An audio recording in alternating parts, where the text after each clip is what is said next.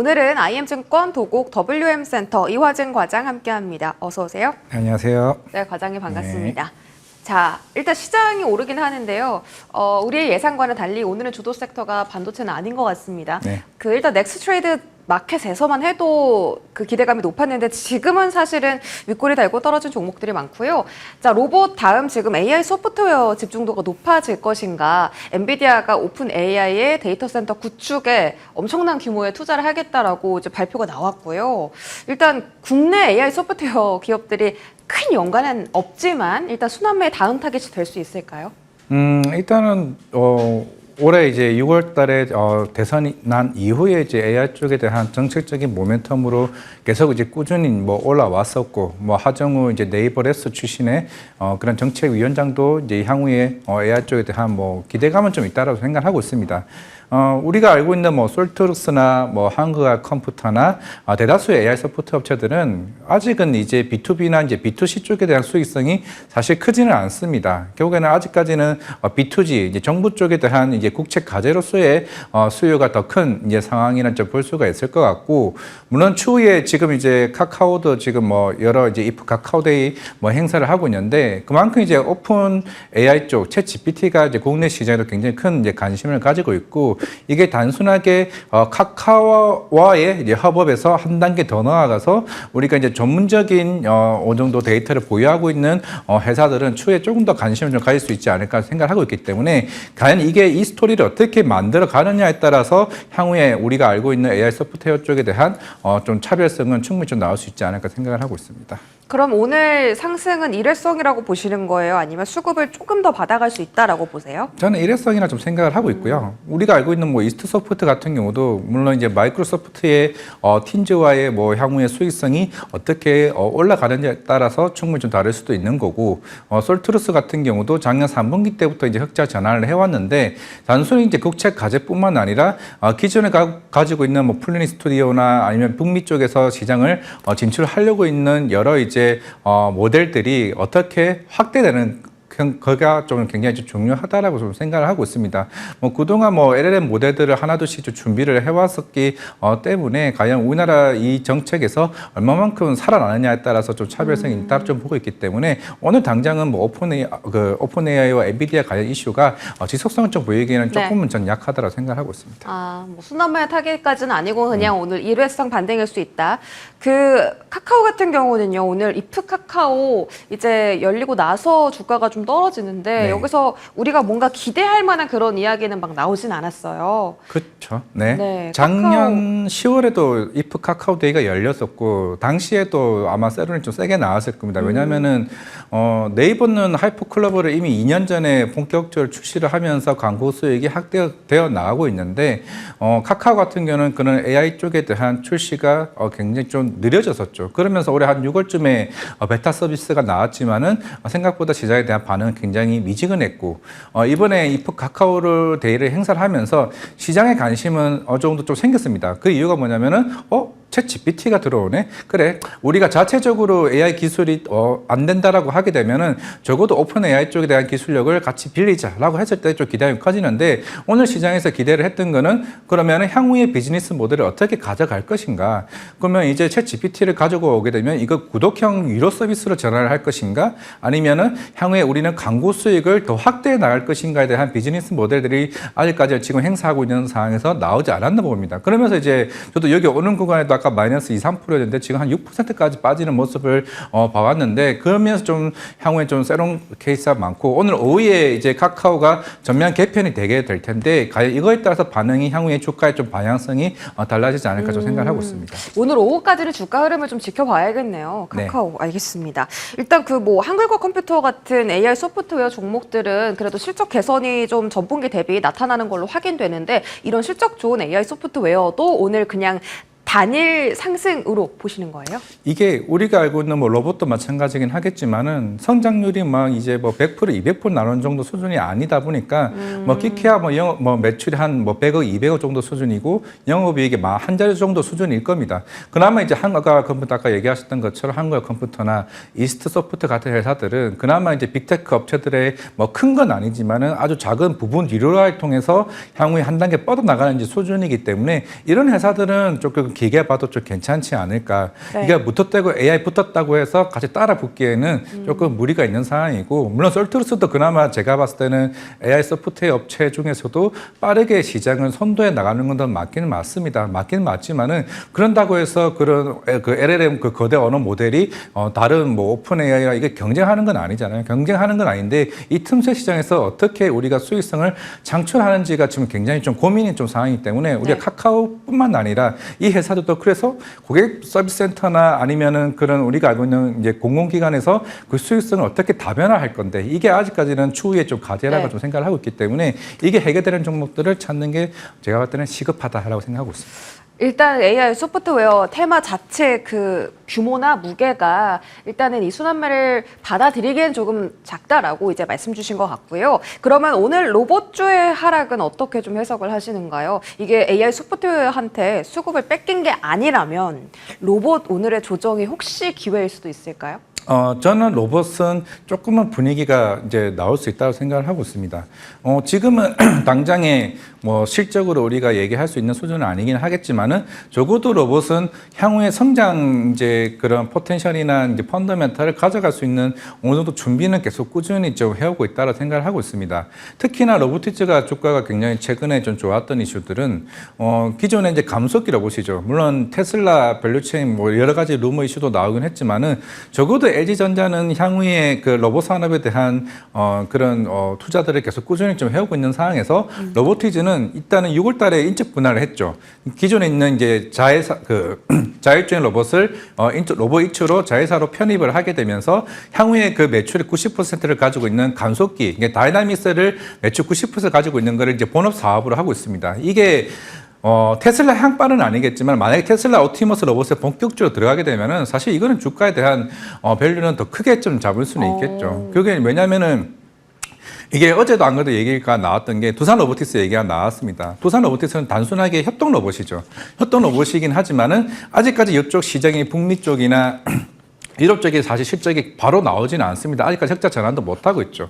하지만 지금은 대다수의 휴머노이드 로봇을 가지고 있는 감속기 쪽에 대한 모멘텀을 가지고 있는 회사들은 좀 추후에라도 추가적인 좀 상승은 나아갈 수 있다고 좀 생각을 하고 있습니다. 감속기 관련 로봇 기업들은 추가 상승 가능하다. 그래서 오늘이 또 기회일 수 있다고 말씀 주신 게 그 중에 하나를 로보티즈를 또 말씀해 주신 거고 맞아요? 로보티즈가 대장은 맞는데 네. 우리가 사실 저도 이제 여러 회사를 탐방을 가고 있기는 하지만은 몇몇 회사들이 감속기 쪽으로 준비하고 있는 회사들도 있습니다. 어디예요? 그거는 저도 이게 말하면 안 되는 상황이라서 저도 잘 몰라요. 잘 모르는 수준이기는 한데 이제 저는 제가 봤을 때는 LG나 왜냐하면 올해 상반기 때는 이제 삼성 쪽에 준비하고 있는 레인보우 로보티스도 있고 지금 이제 LG 쪽에 이제 로보티즈가 대장이 됐잖아요. 그럼 제가 봤을 때는 네. 그 다음이 어딘가라고 봤을 때는 SK 쪽이 아닐까 좀 생각을 하고 있습니다. 맞아요. 지금 최태원 회장이 네. 이혼 소송 이슈를 조금 시끄럽잖아요. 네. 그게 마무리가 되면 하이닉스와 특히 2차 전지가 오늘 시작이 되면 SK온 쪽으로 준비 중에 있는 회사 저는 유일 로보틱스도 충분히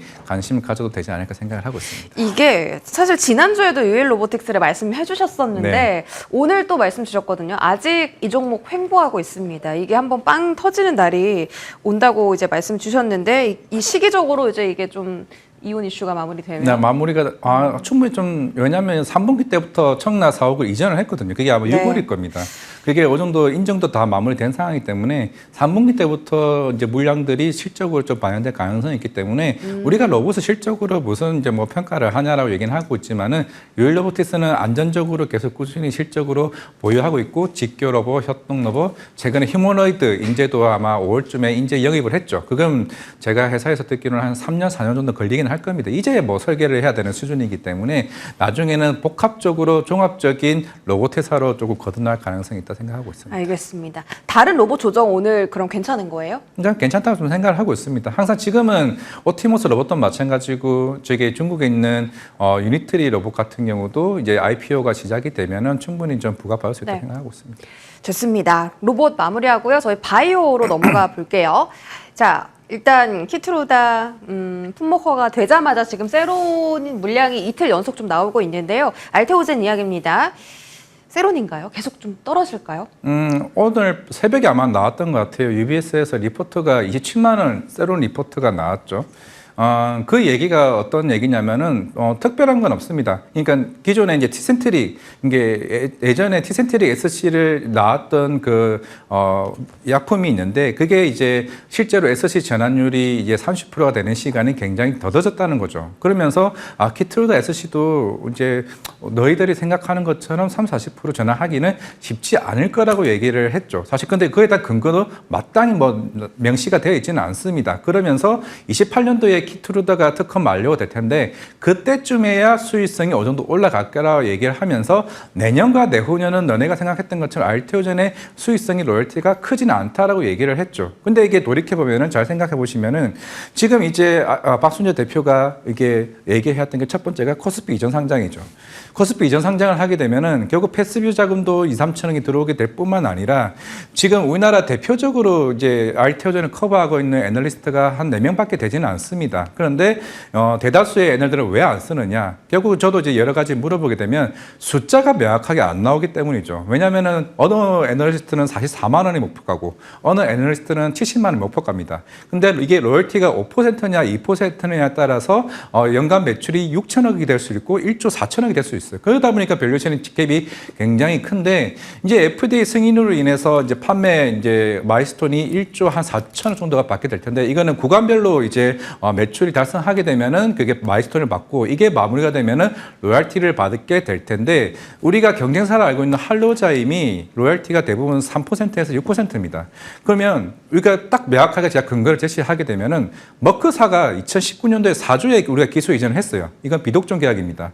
근데 2024년에 독점 계약을 했는데 23년도에 그 머크가 키트루다 임상 3상을 진행하다가 자체 진행하고 있던 SC 전용 플랫폼을 포기를 했어요. 그러면서 갑자기 시장에서 나온 게 엄민용 연구도 아마 언급을 했습니다. 아무래도 이게 새로운 투약된 약품이 알테오젠의 알트 비표인 것 같다. 그러면서 1년 뒤에 독점 계약을 바꿨습니다. 그럼 독점 계약을 했다는 거는 머크가 알테오젠한테 어떤 제안을 했을까요?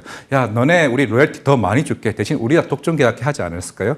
그렇다고 봤을 때는 오늘 나왔던 UBS에 대한 근거는 사실 네. 아무런 조금 그렇게 크지는 않다라고 생각하고 있습니다. 오늘 괜히 UBS 매도 리포트가 무려 충격적이게 27만 원 선에 나왔는데 이건 사실 좀 근거가 없는 이야기다라는 부분을 좀 자세하게 설명 주셨고 오히려 좀 기회로 오늘 매수 기회로 좀 삼아야 될 수도 있겠다라는 말씀. 자, D&D 파마텍도 어제 메세라 인수 소식과 함께 상한가 갔고요. 오늘 근데 급등하고 나서 고점 터치하고 나서 많이 밀렸거든요. 이쪽도 기회인가요? 이제 D&D 파마텍은 이제 길게 받는다 생각을 하고 있습니다. 일단은 화이자가 인수를 했잖아요. 화이자가 이제 인수를 해왔었고 그동안 이제 경구형 비만 치료제를 계속 꾸준히 임상 실패를 해왔었고 그에 대한 선택이 메스라로 이어졌다라는 거는 D&D 파마텍의 파이프라인이 향후에 좀 기대감이 크다라고 좀 볼 수가 있을 것 같은데 아마 어제 나왔던 게 이제 그 메세라와 관련해서 그런 조건부 가치에 대한 그 파이프라인 이제 그 마이스터 수치에 대한 부분에서 D&D 파마텍이 빠졌다라는 것 때문에 아마 그렇게 되는 것으로 보이고 있는데 이거는 IND 승인 자체 이전이기 때문에 빠졌을 겁니다. 연말에 IND 승인을 받고 나게 되면은 그러면 D&D 파마텍은 거기에 따른 마일스톤을 수치를 가능성이 더 커지기 때문에 결국에는 길게 보게 되면 지금 D&D 파마텍은 오히려 물론 어제 선방에서 주가가 상한가를 한번 가기는 했죠.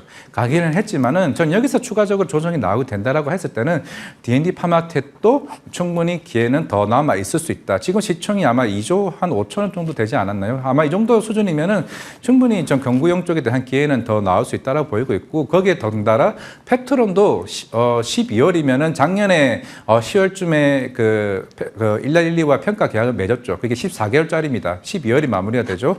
그럼 그 이전일 수도 있지 모르겠지만은 그런 기술 이전 계약이 더 추가적으로 나올 가능성이 굉장히 크기 네. 때문에 비만 치료제는 아직까지는 모멘텀이 더 남아 있다라고 말씀드리겠습니다. 그럼 바이오텍 수익 CDMO, 비만 치료제 다 포함해서 통틀어서 지금 좀 접근할 만한 1등 종목은 뭐예요?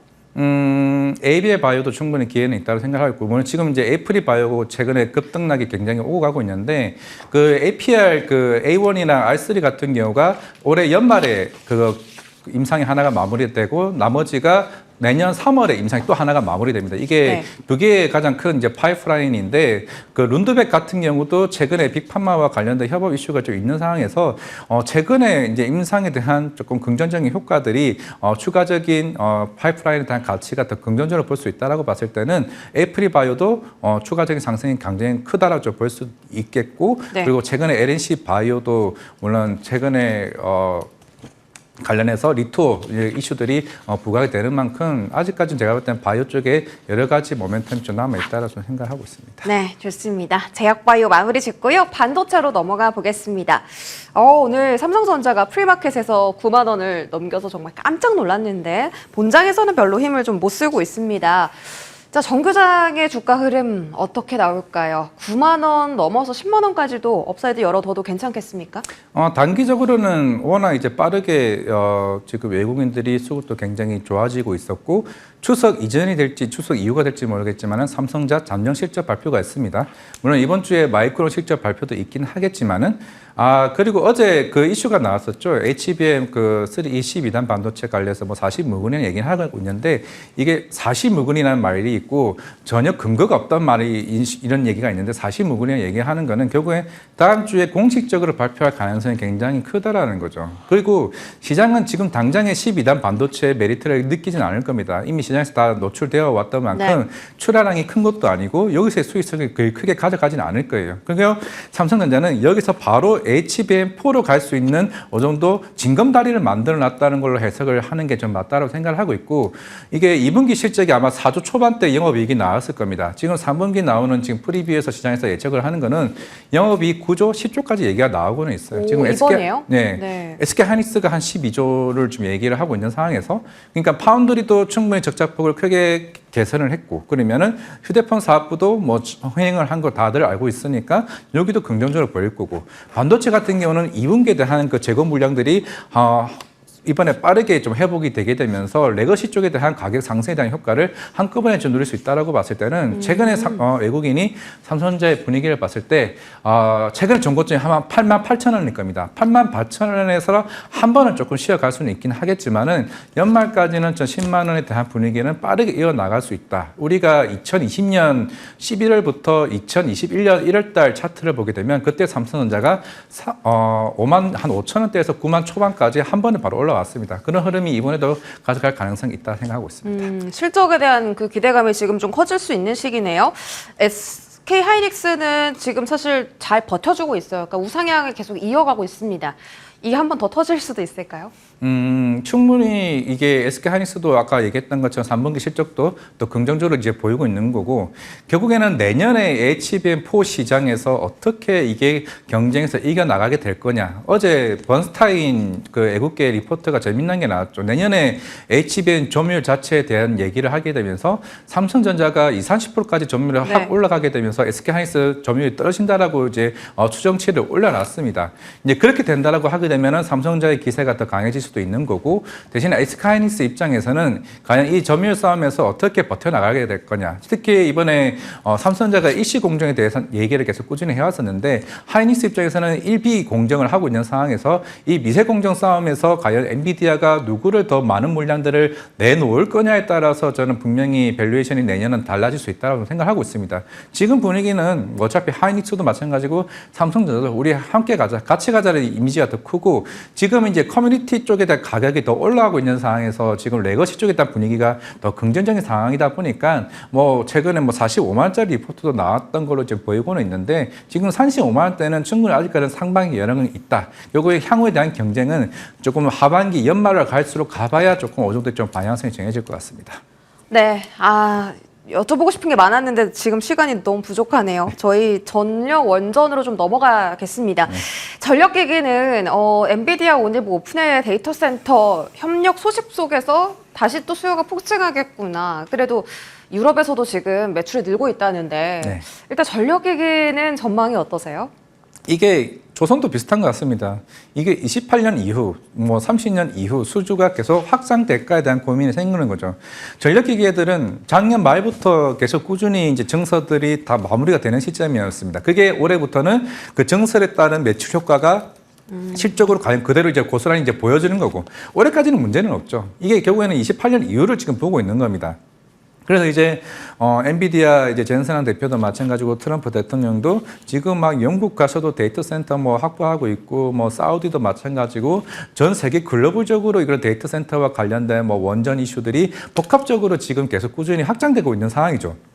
그런 상황에서는 지금 HD 현대일렉트릭도 마찬가지고 LS 일렉트릭도 올해 하반기 때부터 이제 미국 쪽 이제 비중이 더 크게 될 거고, 효성중공업도 마찬가지입니다. 그동안 물론 관세 얘기가 나오고는 있었지만은 2분기 때 HD 현대일렉트릭이 관세 비용이 한 200억 정도가 나왔죠. 그러니까 실적이 성장이 이만큼 올라가고 있는 상황에서 사실 관세에 따른 이게 그 비용 자체가 결국에는 수요를 충분히 발목을 잡지는 못할 거라 좀 생각을 하고 있습니다. 그런 측면에서는 전력기기는 하반기 때 더 좋아질 수도 있는 거고, 그 중에서는 효성중공업을 좀 보는 게 맞고, 중소형 변압기 쪽은 산이전기가 오늘 굉장히 조금 강한 상승 흐름이 나왔었는데 이 두 종목을 좀 집중해보는 게 좀 낫지 않을까라고 생각하고 있습니다. 효성중공 오늘 신고가인데 뭐 접근도 가능한 부분인가요? 이게 최근에 자꾸 이게 그렇죠. 이게 2분기 때는 운이 좋았던 게 다시 효성중공업은 북미 쪽 비중이 좀 작기 때문에 그게 결국에는 여기 관세에 대한 영향이 좀 적었던 거고, 하반기 때문에 오히려 미국 쪽 수주를 더 많은 물량을 좀 받을 수 있는 상황이라서 유럽 쪽과